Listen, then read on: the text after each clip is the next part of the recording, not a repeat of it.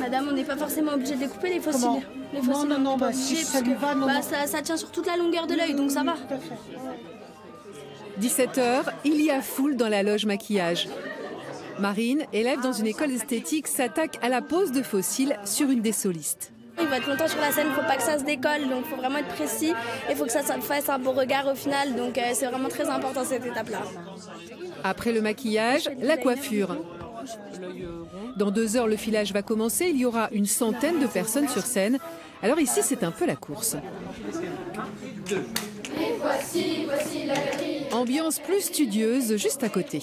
La deuxième fois, c'est tout de suite le salut. Il y en a la moitié qui font ça. C'est le temps des dernières consignes pour les jeunes de la maîtrise de Dijon. Oui. 18h, les chanteurs commencent à s'habiller. Relève-le, on va rentrer tes bras en premier. Avec l'aide des élèves du lycée du Castel. Ce sont eux qui ont conçu et fabriqué tous les costumes et ils n'en sont pas peu fiers. On travaille pour une grande pièce quand même. Et surtout que c'est à Dijon, c'est le Zénith. Donc c'est très intéressant. On a quand même travaillé très dur et on a quand même mis tout notre cœur et tout ce tralala. Donc je suis très heureuse. Cette expérience leur a aussi permis de découvrir l'opéra, totalement inconnu auparavant. Alors au début, j'étais pas très emballée par l'idée.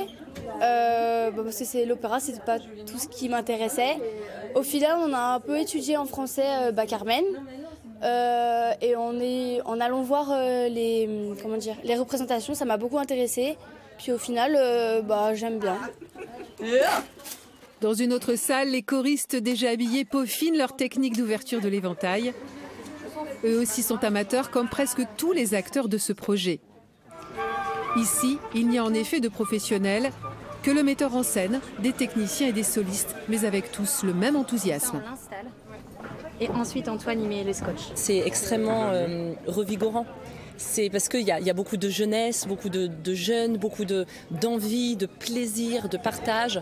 Et se mélangent tous ensemble pour une même dynamique. Et je trouve que c'est fabuleux. Même l'idée de jouer au Zénith et non dans une salle dédiée à l'opéra est prise comme une belle opportunité. L'opéra, c'est quelque chose qui doit être pour tout le monde. Il peut avoir lieu dans un zénith, qui pourrait avoir lieu dans la rue ou dans un théâtre, dans un opéra. L'important, c'est que les gens puissent avoir du spectacle, puissent rêver. Et je pense que c'est ça le plus important. 19h, les premières notes de Carmen retentissent. Avec ce filage, c'est la première fois que tous les acteurs du projet se retrouvent. Un moment intense pour le chef d'orchestre, Maxime Pitois, qui a lancé le projet il y a 1 an et demi.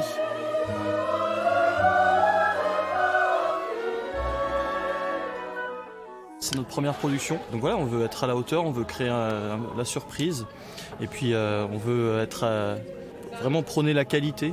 On a des amateurs, on a des professionnels, on a des pré-professionnels, c'est tous ces mondes qui se rencontrent, et puis voilà, c'est de l'alchimie. Une alchimie à voir, à écouter, à ressentir samedi et dimanche. Il reste des places.